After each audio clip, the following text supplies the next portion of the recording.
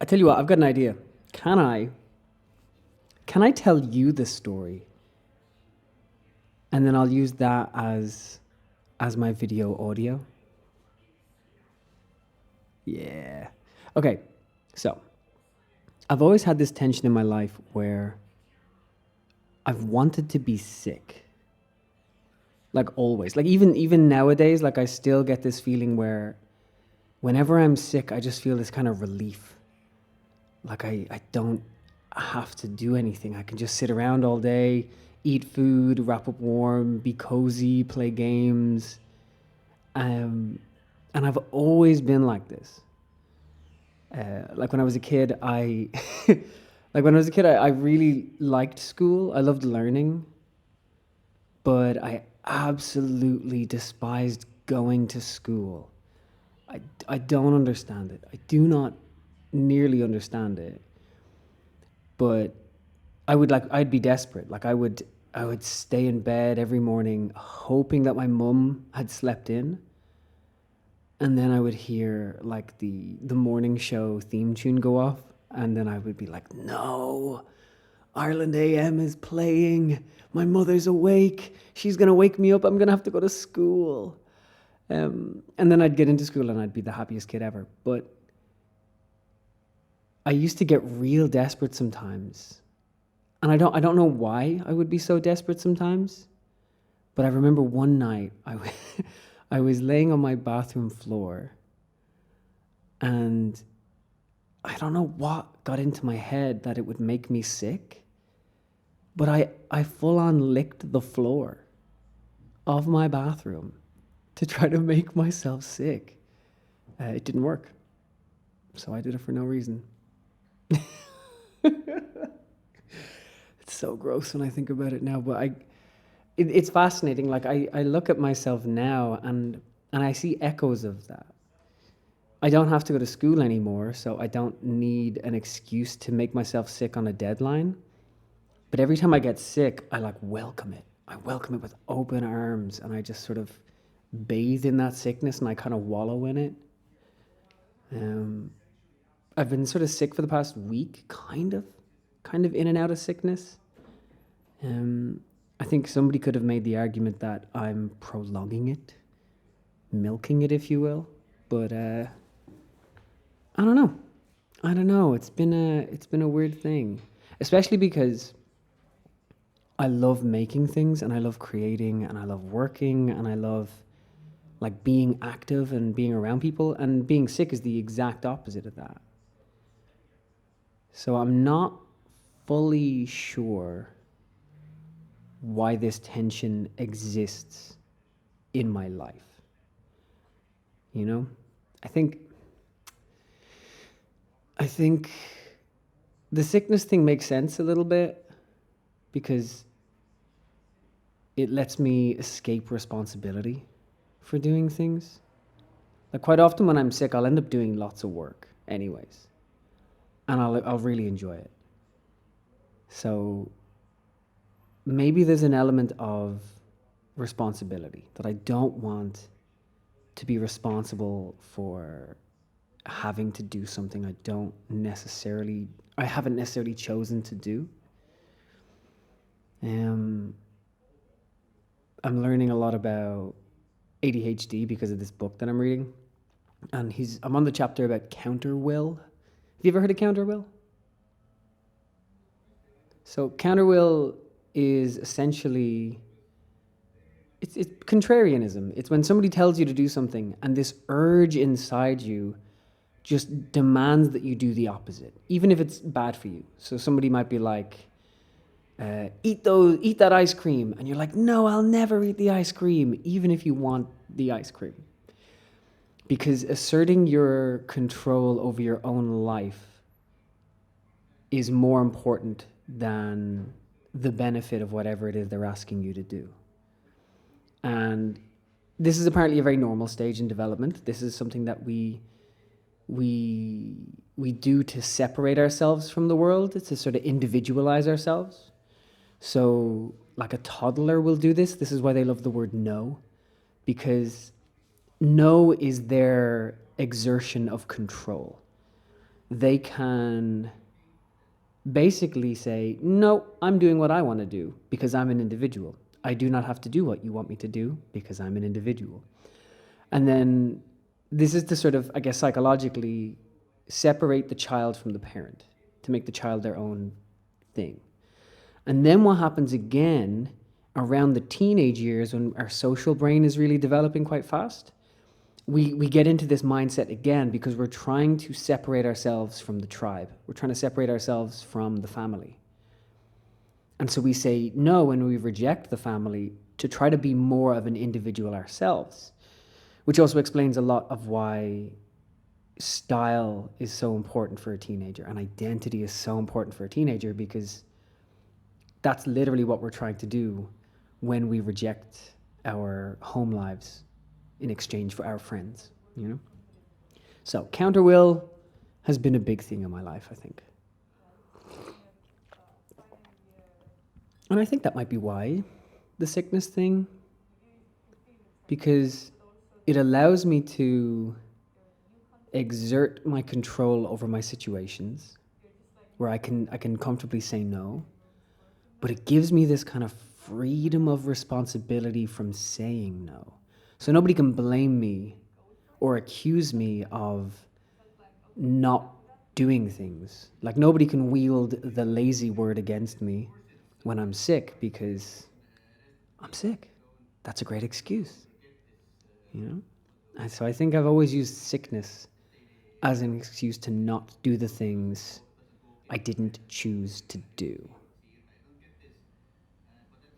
which I'm only kind of realizing as I say it to you. Yeah, yeah. And then, of course, like the urge to work a lot and the urge to make things, I guess that comes from the same spot. It comes from that pressure, that fear of the lazy word. Um, yeah, the L word. So yeah, so I think these forces have been so dominant in shaping myself throughout life. And it's not something that I see a lot of people talk about. I don't think I've ever really met, maybe a few people I've met who enjoyed being sick. And maybe there's more, but they weren't aware of it or they were too ashamed to admit it. But I see this kind of urge in people sometimes to control their situations. I think in Ireland, a big expression of that is cancelling on people. Like you make plans and you're like, oh, but I don't want to do the plan, but I've made the plan. So I'm going to cancel on somebody. Yeah, flaking. And it's just this great feeling of I get to choose what I want to do, you know, which I really like. But on my list here, I've got consequences. Like, what are the consequences for these kind of urges? What's the consequence for wanting to be sick, for wallowing in sickness, for that exertion of counter will, even into my, like, I'm a fully grown adult. I should not be having issues with counter will anymore. You know, this is where the ADHD thing comes in. It also does explain my issue with authority, maybe, over my lifetime that I wasn't aware of until my 20s. But anyways, the consequences, I guess, I often used to say that, and I still kind of say that, clever people never have to learn how to do anything. Does that make sense when I say that? Like, I always considered myself very clever, especially in school. And because I was clever, I didn't have to do any work. Either I could get by cramming for a test and getting C's in school, or I would find a really good, clever way to get out of doing the exams altogether. So instead of having to work hard and show up all the time and push myself, I was able to just do what I wanted. And then when the time came, I would lie or make up excuses or just fluke my way out of a situation. And I know a lot of people like this. I know a lot of people like this. People who are clever. They're not smart. They're not hardworking because they are clever. and they can avoid doing difficult things. Which I think is definitely a big characteristic of mine. I think I'm very good at not doing something hard, which is strange because I often throw myself into impossible situations where I have to do very hard things. But I think I'm very good at not doing hard things that I don't want to do. So I think discipline then becomes an issue for me. I often say that the only thing I learned in school was how to lie really, really well. So I think that might be manifesting as a consequence of my life in lots of different ways, like my commitment to the boring aspects of my craft, you know, the fact that I'm kind of at the will of my mood. I'm at the whims of my motivation. I can't override my desire to work on a silly little art piece when I have songs that I need to develop, because I'm just not able to sit and do the work that I don't want to do. And I feel like I haven't learned how to do that properly still. Whether I ever get to learn how to do that, I don't know. But I think that's one of those big old consequences. I'm not sure what else. I guess maybe one of the consequences might be that I just don't take care of myself. That I'm just like, no, if I get sick, it's fine. I'll just, be sick. Yeah. Or if I am sick, I don't really focus too much on getting better. Instead, I just wallow in it. Like, it's like if I need to get up and go for a walk because that'll be good for me, I'm like, no, I'm just going to curl up and play video games, even though I know that's not going to help me get better. That's not rest. Yeah. So I'm also kind of realizing that I think that might be why I gave up circus, because of my injury. I think when I got injured from circus, there was an element of that was quite a relief. That I didn't have to keep pushing myself into these impossible situations, that I didn't have to keep developing further into the more non-rewarding aspects of circus. Because I really thrived in circus because of the constant rewards, but whenever it got difficult and the rewards became sparse, I kind of stopped.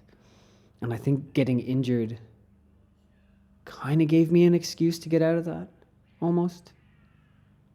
I don't know about that one.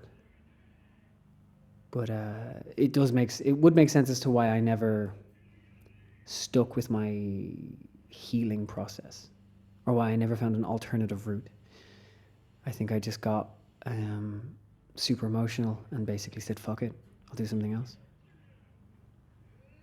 So yeah, and that's had long-lasting consequences in my life.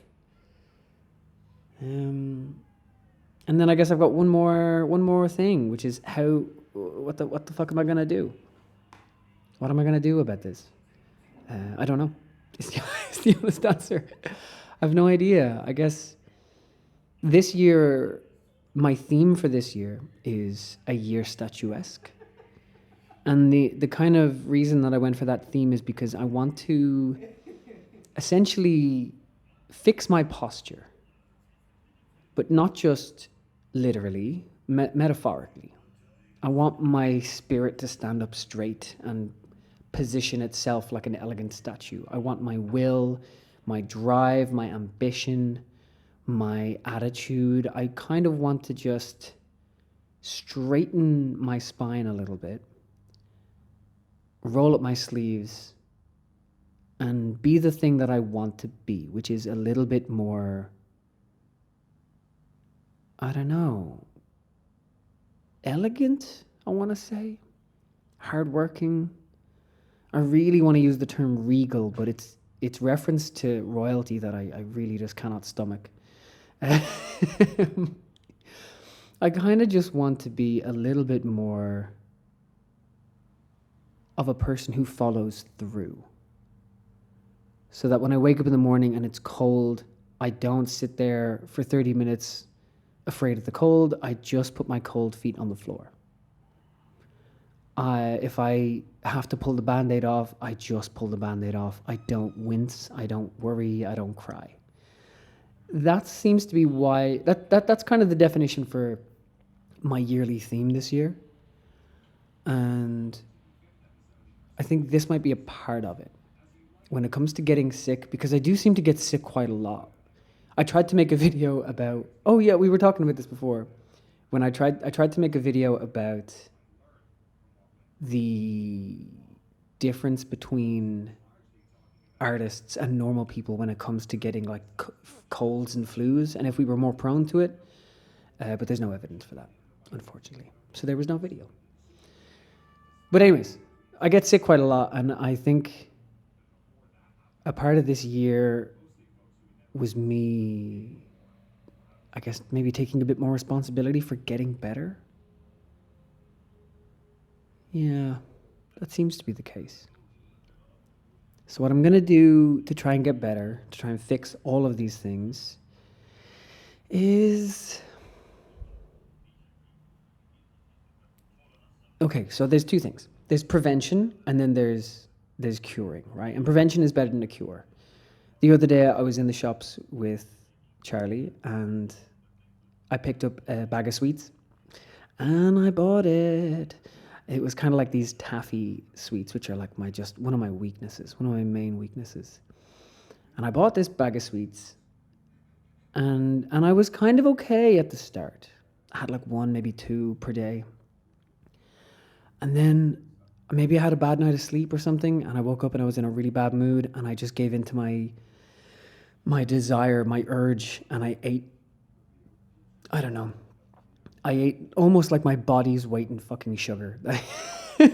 and that's a really bad recipe for me, because that makes me emotional, it makes me sick, dehydrated, I get grumpy and angry. It's a whole thing. It's a whole thing. So I think preventing myself from even buying the sugar in the first place, that works really well, because I have to accept that I have no control around sugar. I just don't have any control. And then the last thing, for curing myself, I think I just need to limit my, I think I just need to straddle my desires a little bit more and just rein them in a bit. Like when I feel the urge to play the game, I sit back, give myself a moment, ask myself the question, is this what you need right now? And then if it's like, if I'm not sick and I have time and I'm like, yeah, a game is fine. But if I'm sick and I know that, look, if I did like a little bit of stretching, if I went for a walk, if I drank a gallon of water, I think I'd feel better, then I'll do that. So those are my two solutions for fixing me, fixing this issue in my life. But that's it. Thank you for this. It's funny that when I'm talking to somebody, I feel like I make no mistakes and I'm articulate and I'm able to coherently make it through an entire concept. Whereas when I'm just talking to a camera, I feel like I'm constantly getting lost and making no sense, and I feel like my personality changes. I feel like I'm performing in a weird way. So this was good. Thank you so much, Wolfie. Yeah, I'm gonna stop recording now.